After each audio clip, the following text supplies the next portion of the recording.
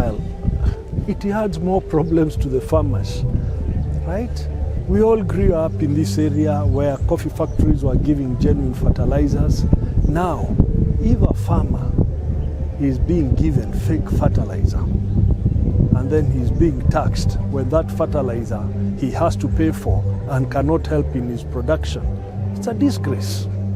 It's a disgrace. And the people who are concerned with this fertilizer, fake fertilizer, should actually make what you would say a normal call and quit. It's an embarrassment. Do you think there is politics in that? I don't want to go to the politics. I just want to say, if there is fake fertilizer and it has been proven, those responsible to take responsibility and pave way for others. You cannot deceive subsistence and small-scale farmers with fake fertilizer. And that is where the problem is. This government was elected overwhelmingly in this area. Some of us were on the other side, and we made it absolutely clear. The point is, people are suffering. The bulk of supporters are suffering. And we need to fix that suffering.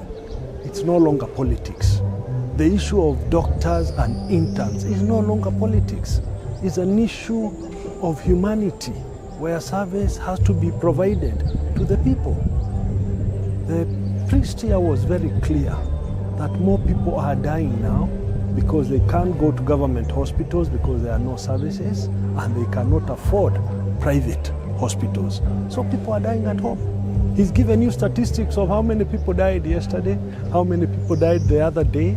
So let us fix. Secondly, on this issue of taxation, let us be careful about it. In as much as the country needs taxes, it needs to ensure compliance, especially to normal ordinary taxpayers, is almost 100%. In my view, those compliances are 30–40%. And because they do not want to reach 100, they are now stretching and broadening to compel a subsistence small-scale farmer to pay taxes. It will not work. These are the bottom of the bottom, and we need to be absolutely clear.